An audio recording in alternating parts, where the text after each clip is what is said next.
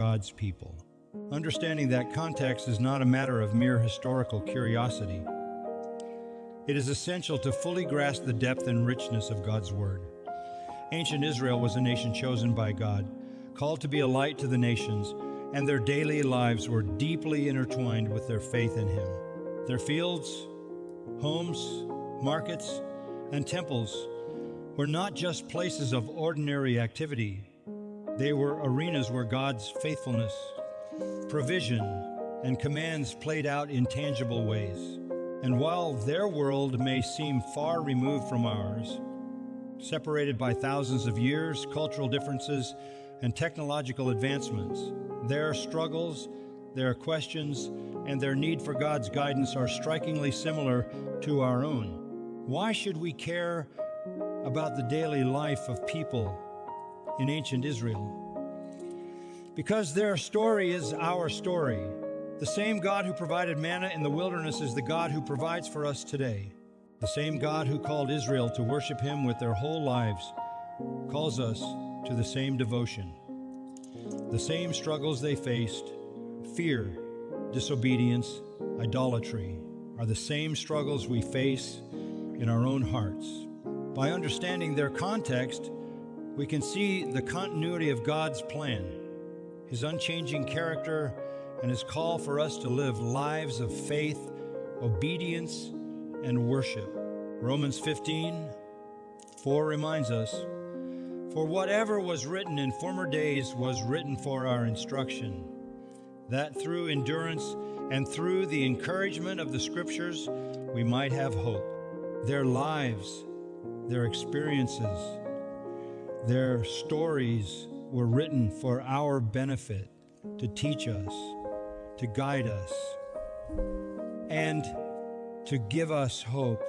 Now, imagine for a moment what life was like for an Israelite. Picture the landscape. A rugged, arid land that demanded hard work and constant dependence on God for survival. The day likely began at sunrise with families gathering to pray and give thanks to the Lord for another day. Fathers would head to the fields or vineyards, mothers to their tasks of grinding grain, weaving cloth, or tending to the children. Shepherds would lead their flocks to pasture, and merchants would set up their stalls in the marketplace. Every aspect of life, from the sowing of seeds to the baking of bread, from the gathering of water to the observance of the Sabbath, was deeply tied to their faith. They knew, in a way we often forget, that every breath, every meal, every drop of rain was a gift from the hand of God. The family was the cornerstone of their society, and it was within the home that the foundation of faith was laid. Parents were instructed in Deuteronomy 6:7 to teach their children diligently, to talk about God's commandments when sitting in their houses, walking by the way, lying down, and rising up. Faith was not relegated to the synagogue or temple. It was woven into the rhythms of daily life. The Shema, "Hear, O Israel, the Lord our God, the Lord is one," was recited daily, a constant reminder. It was hard, but it was filled with purpose. And at its core was the constant recognition that everything, every harvest, every meal, every moment, came from the hand of God. Consider the work of an Israelite farmer. Agriculture was the backbone of the economy in ancient Israel, and much of daily life revolved around the cycles of planting and harvesting. Fields were plowed by hand or with simple wooden tools, and crops like wheat, barley, olives, and grapes were carefully cultivated. The farmer's livelihood depended entirely on the rain that God provided. In a land with long dry seasons, rain was not taken for granted. It was a gift, a sign of God's blessing. Deuteronomy 11:13-14 reflects this dependence. "If you will indeed obey my commandments, I will give the rain for your land in its season, the early rain and the later rain and the later rain, that you may gather in your grain and your wine and your oil." This was not theoretical for them. It was their reality. When we read Jesus' parables about sowing seeds or the laborers in the vineyard, We need to remember that these were not abstract illustrations. These were not abstract illustrations. These were images drawn from the everyday lives of the people, reminding them, and us, of God's provision and our responsibility to trust Him.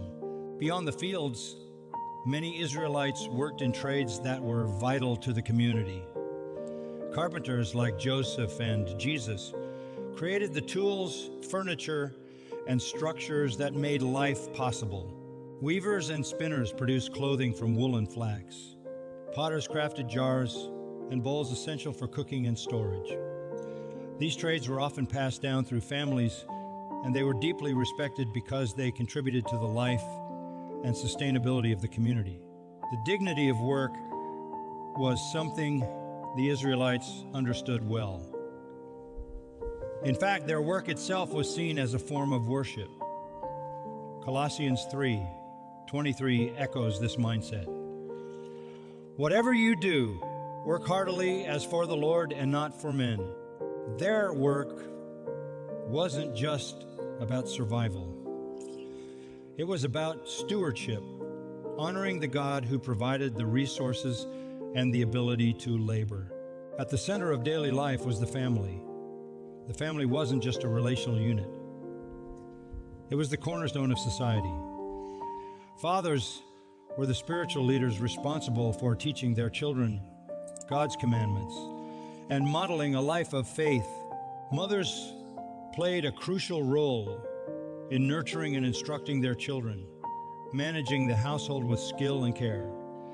Proverbs 30:1 paints a vivid picture of the industrious, God-fearing woman who contributes to her family's well-being and brings honor to her household.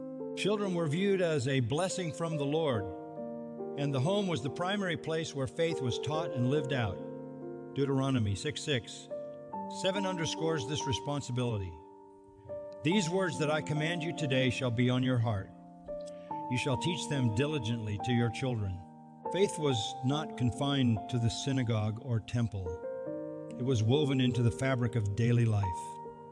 Meals began with prayers of thanksgiving, and conversations often reflected on God's faithfulness and His Word. Parents were not merely raising children.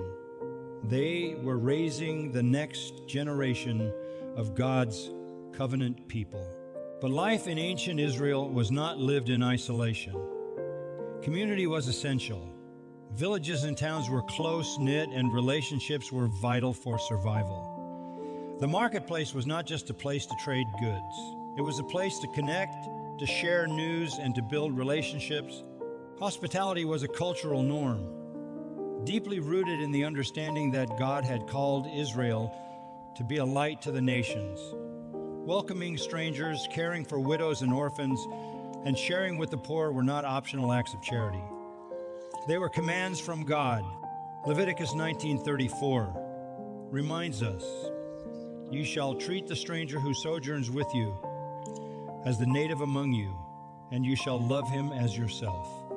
This sense of community and care reflects the heart of God, who calls His people to reflect His love and justice in their relationships. As we reflect on the daily life of ancient Israel, we see a picture of simplicity and dependence on God. They didn't have the conveniences we often take for granted, but they had something far greater: a daily awareness of God's provision and a constant connection between their work, their families, their community, and their faith. Their lives challenge us to consider how deeply our own faith is integrated into our daily routines. Do we see our work as an act of worship? Do we center our homes on the teaching of God's Word? Do we cultivate relationships that reflect His love and care? The people of ancient Israel lived with an acute awareness that every moment, every task, and every relationship was an opportunity to honor God. And that is a lesson that transcends time and culture, calling us to live lives that are fully devoted to Him. When we consider worship and spiritual practices in ancient Israel, we are stepping into a world where worship was not a segmented activity but a way of life. comprehensive, integrated, and all encompassing. For the people of Israel, worship was not confined to the temple in Jerusalem or reserved for special holy days, though those were profoundly important. Instead, worship was woven into the fabric of their everyday existence. It was present in their homes, in their fields, in their markets, and in their festivals. Worship was not merely an event to attend. It was the rhythm of life, a continuous acknowledgement of God's sovereignty, goodness, and provision. This integration of worship into every aspect of life stands in stark contrast to the compartmentalized faith we often see today, and it challenges us to rethink what it truly means to live lives of